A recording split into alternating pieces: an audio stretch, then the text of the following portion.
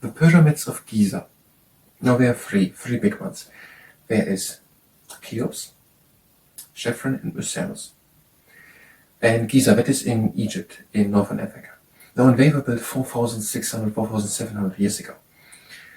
And these are basically the very big tombs or burial sites of pharaohs, of Cheops, Chephren and Mycenos.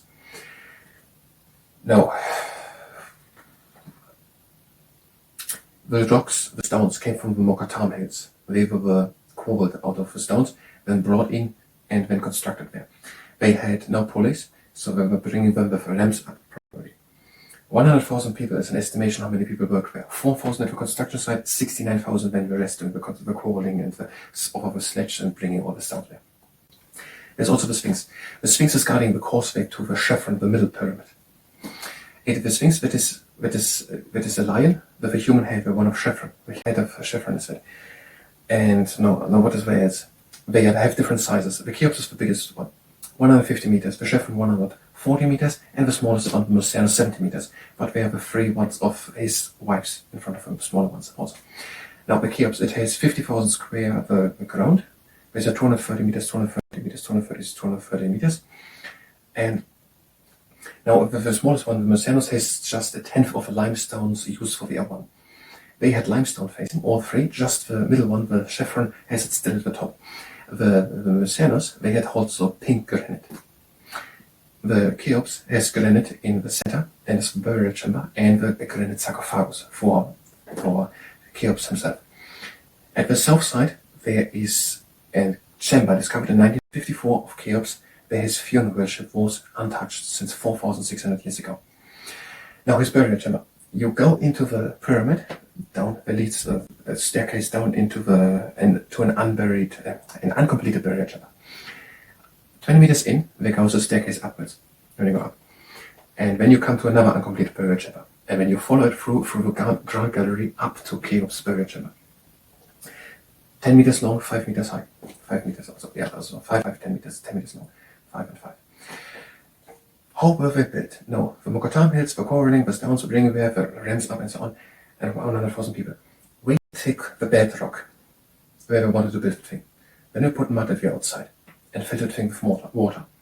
And when we got there, I assume with a stick, and we measured that it was everywhere exactly, let's say 10 centimeters deep. And that it was basically the plan. So we went there and made then the ground deep, that it was exactly 10 centimeters deep. We were chopping off that stone, that it is 10 centimeters deep at that place. We're going to the next place, and so on. We made all the trenches in. And when you at that place, it's 10 centimeters deep. Then we made the water away and dug all the protruding from the stones back to this exactly the form that the trenches were. Because the water is flat, and you could just have to measure how deep is the stone. Now you have it exactly flat. When we're putting these stones there, these 2.3 million iceberg Cheops, and we're weighing 2.5 tons, and they're 1 cubic meter every time. We put it there, and they just built it on top. And that Cheops has an elevation of 52 degrees. And why did we build them? There's an idea that it gave many workers work to do. The Nile has seasons where the Nile is going over there's a big river going from the Central Africa up then through Egypt and out. And where it comes through Egypt, the big Nile river can flood. And when it's flood, it takes a lot of sediments, a lot of things with it. It makes the ground good growing, I think, the agriculture. But during that season, no one can work there. The farmers cannot work there. So it was an opportunity to give the people work during the time. That is one idea. Another idea is also it gave the people a feeling of nationhood and something great to build. And I think that is all according. No, another thing is also there was the Ben-Ben, and the Ben-Ben was an Egyptian thinking that it had the form of a pyramid, that it was a symbol of a sun god, and also the Sphinx with the head of Chephren, the lion thing. That was carved into solid rock. That were not rocks from the Mokattam, it's like the pyramids. That was into solid rocks. That was also adorned as a sun god. Maybe that was the reason. And that is according to,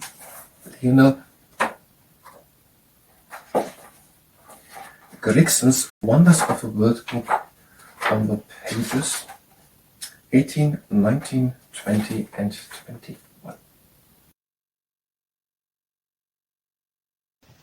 Hi and welcome. I'm trying to learn Egyptology today, the pyramids of Giza, and after we've done that, we're gonna do neck stretching. And if you participate in the neck stretching, then it's at your own risk.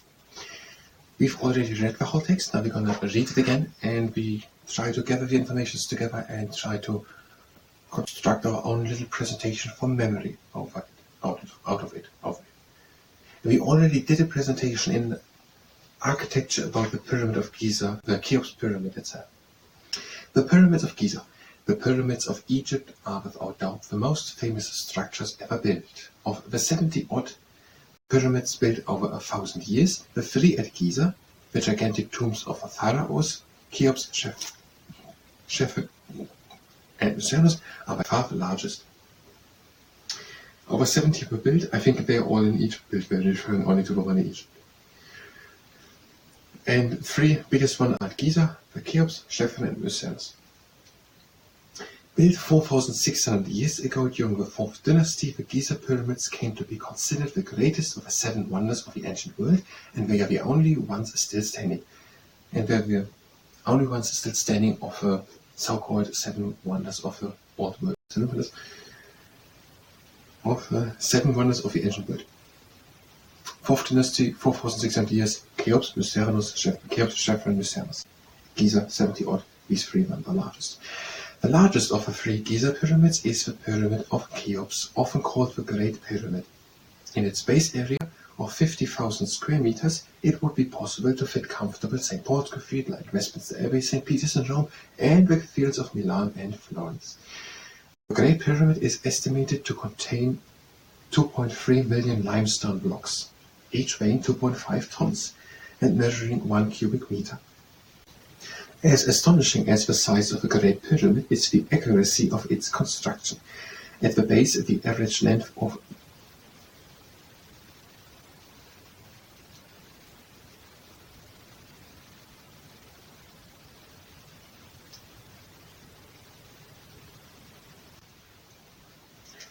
I think I'm going to think later about it. At the base, the average length of the 4 sides is 230 meters. The difference between the longest and shortest baseline is just 20 centimeters. So besides 230 meters, there's exactly just 20 centimeters difference between A, B, C, and D. And the 4 corners, consequently, are making almost perfect right angles. By observing the stars, the builders of the Great Pyramid were able to align its sides to face the cardinal points of a compass, also to within fractions of a degree. I don't understand it, but I have a theory just. The cardinal points. What if it means north, south, west, east? A pyramid has 4 points. What if they're exactly standing on north, east, south, west? But I don't know. And the Great Pyramid, the Cheops one, has an elevation of 52 degrees and up to 150 meters does it go then with this elevation. Nobody knows how many people worked on the Great Pyramid or exactly how it was built. Vast numbers were certainly necessary. There's a person, Sir Flanders Petrie, and he assumes that it were 100,000 people and 4,000 of them working at the construction sites, the other ones carrying the blocks. The first task was leveling the pyramid's bedrock foundation. This was done by surrounding the base area with mud and filling it with water. Trenches were dug in the rock floor at equal depths from the water surface. Then the water was run off and the rock chipped away to a level of the trenches. In this way, the foundation was leveled to an accuracy of within half an inch, half a centimeter. They were making mud at the outside, and then water in the middle, and then they dug trenches all to a particular depth deep, and then chopping off the rest, which is still standing there. I'm wondering, yes, it makes more sense to make trenches and then to chop off the rest, because you can chop off the rest better if there's no water standing. So you basically you fill up the thing with water. When you go every meter or something, they just decided to do it of it. It could be maybe seen somewhere if some people look it up into the stone how it was carved. Maybe it can be seen in the stones first these trenches and this whatever. Was it an assumption that whole thing? It was not said, I think. He said as if it is a fact. Now you just go away and you make marks. You just say, I need it here, 10 centimeters deep from the water surface. The water surface is everywhere leveled and even.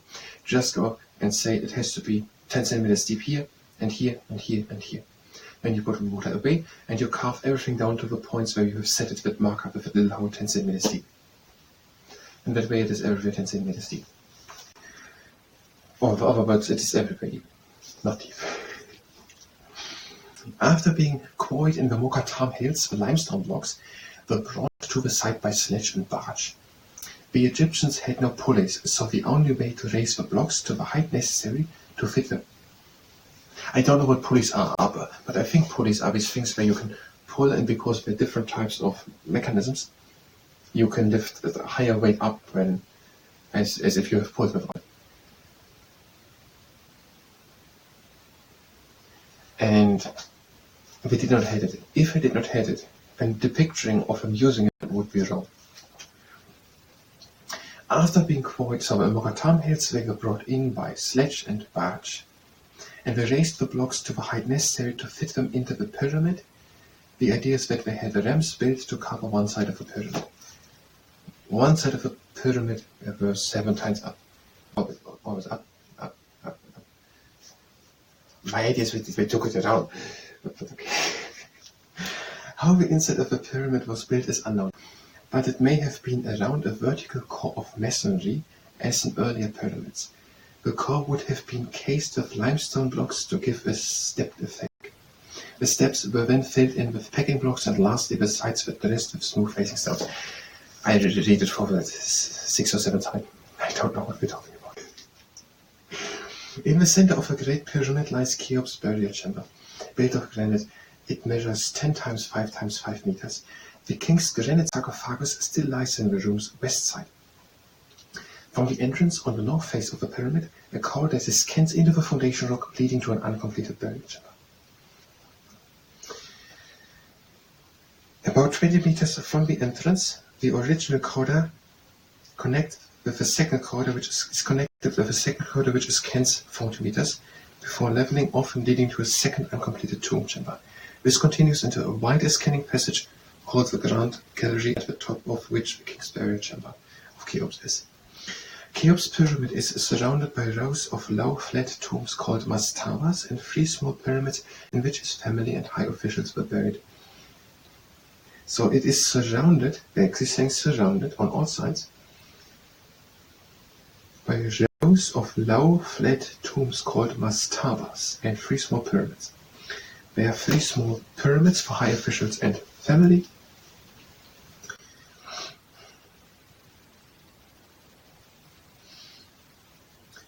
And there are also mastabas.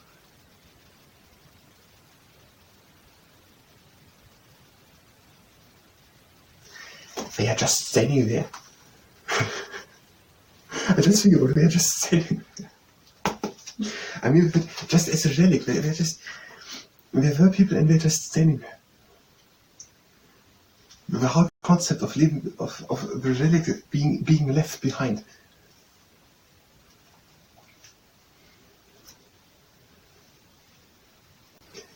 So there are mastabas around it. By the south wall is an underground chamber discovered in 1954, which contained Cheops' funeral ship, untouched since being placed there 4,600 years before. So there's also a little underground chamber, and in it is a ship onto which Cheops was probably brought over the Nile or something after his death.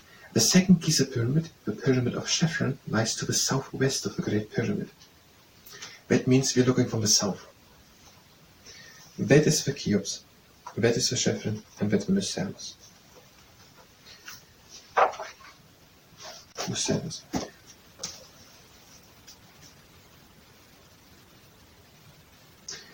It's only slightly smaller, to 140 meters, the Cheops is 150, and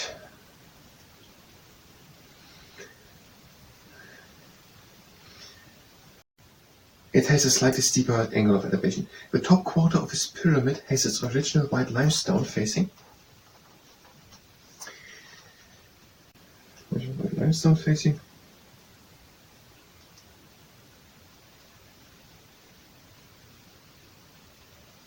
Unlike Cheops' pyramid, which has been completely stripped of its facing, the pyramid of Mycerinus, the third and smallest Giza pyramid, lies southwest of Chefren, 108 meters high.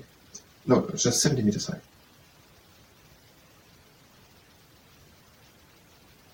It is 108 meters square and 70 meters high. So 108 meters and then 70 meters high.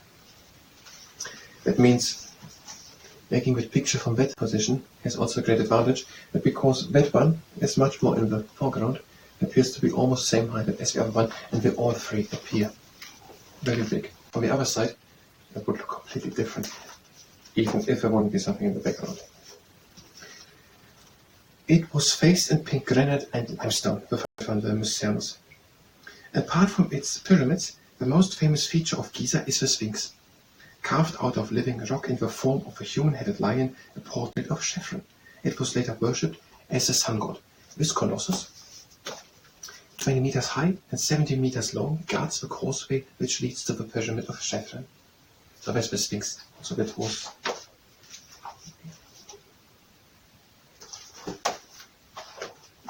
the evolution of the pyramid form is probably connected with early Egyptian sun worship.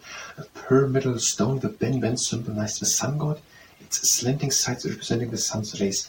We're going to read the last part with the Sphinx and then the rest about also in the another part.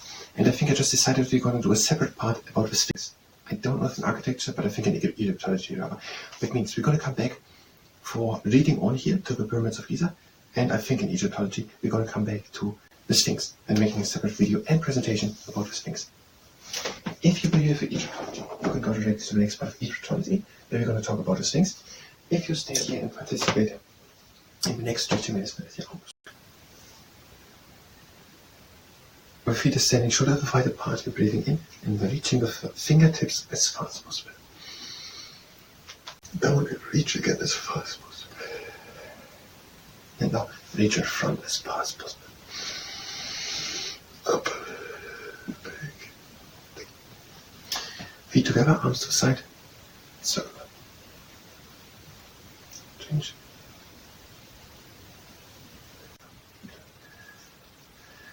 And